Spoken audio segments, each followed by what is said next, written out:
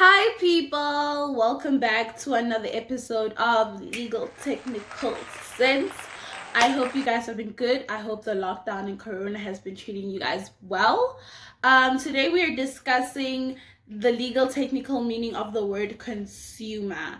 This is basically your rights as a consumer and just how to enjoy the best out of being as a consumer in South Africa. So I hope you enjoy this. I hope this is relative to you. Let's get started. The Consumer Protection Act has a lengthy definition of what exactly a consumer is, but basically, in respect to any goods and services, a consumer is anybody who those goods and services are marketed to, and anybody who has entered into a transaction with the supplier for those goods and services in the supplier's day-to-day business. Now, this particular act has a lot of rights. It's quite long. It's got a lot of rights and duties of a consumer. I will be discussing 4 rights that you and I have because we are both consumers. You and I have as a consumer in South Africa. In terms of your right to choose a supplier, this means that at no point in the game can a supplier, because this happened to me once, guys, wow, it's important to know your rights, hey, because people will take you for a Cartoon Network, I almost swore. Anyway, this basically means that at no point in the game can a supplier require that in order for you to get a particular goods or service, you have to purchase another goods or service from the same supplier. It doesn't. No, it can't work like that, guys. This is not how things are done. Unless, because with the law, and you will see as I go on in this video, there's always exceptions. So the law puts a particular boundary, and there's always exceptions to this rule. So unless the supplier can prove that the particular bundle of goods or services are more beneficial to you than buying the singular one. Meaning that if the supplier can prove that buying Also Heavenly is more beneficial if you buy it with Nivea from the same shop, then they can do that. If they can't, excuse, I'm sorry, I'm buying what I want to buy and I'm leaving. Bounce. Check me. Can you check me? Nope. You know when you guys go into a shop and you see a sign that says it's nice to hold, it's nice to touch, but if it's broken, it's sold? You usually see this in front of things like ceramics and plates and just fragile goods. This is wrong, guys. This is really, really wrong. Why? Because the CPA says so. And next time you can tell them because you know, because you watched this video. Thank you.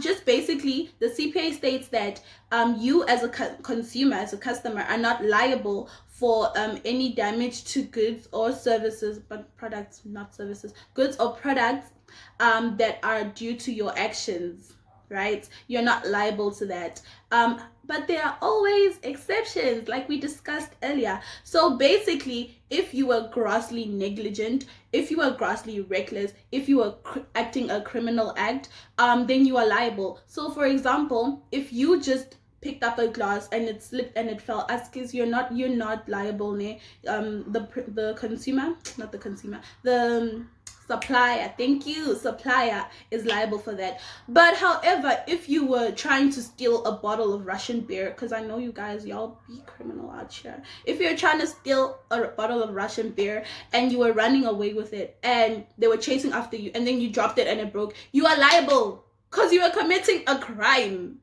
If you got to a shop and they were selling ceramic plates and you start juggling them, because when you know you are athletic, when you are juggling these plates and one of them falls and breaks, you are grossly negligent and then you will be liable for that product. But if you were just like, you just dropped tomato sauce by mistake, or your child just picked up tomato sauce, dropped it, it broke, you're not liable. The shop will have to pay for it. They have insurance, it's fine, don't be stressed about it. No. Delivery of goods and the supply of services. This one is a very, very, very relevant concept to us because we are currently dealing with COVID-19 and lockdown, and some of us, I know some of you guys aren't, but some of us are still trying to adhere to lockdown regulations. So basically now we have to online shop, we have to ask for deliveries to be sent to our places, and so this concept is very relevant to you. Section 19 of the CPA stipulates that a supplier is always responsible for the delivery of goods. This particular delivery should take place upon an agreed time and an agreed place, which is usually your home address, and that no damage to this goods should be the responsibility of the consumer until such a time where the consumer has received the goods. Meaning that if you ordered a Superbalist t-shirt and on the way here it got torn, you are not responsible for that damage. That t-shirt can be sent back to Superbalist. They have to either refund you or send you a new t-shirt. And if they're cute, because some companies really be nice, they send you an additional ASCII, sorry, here's an extra t-shirt, but basically they are responsible and you are not responsible. And also another thing that is stipulated in that section is that upon delivery you are allowed to inspect your product. So sometimes you get delivery men that say, I'll see if you cut the box, you have received it. It doesn't work like that. Tell them that you know your rights, okay? You are allowed to open the box, check the product, check to see if it's in the right condition, if it's exactly what you ordered. And if it's not, you are allowed to send it back with the delivery man, and Superbalist or wherever you bought from must do something about it, because you know your rights. I don't know my rights, girl. Tell them.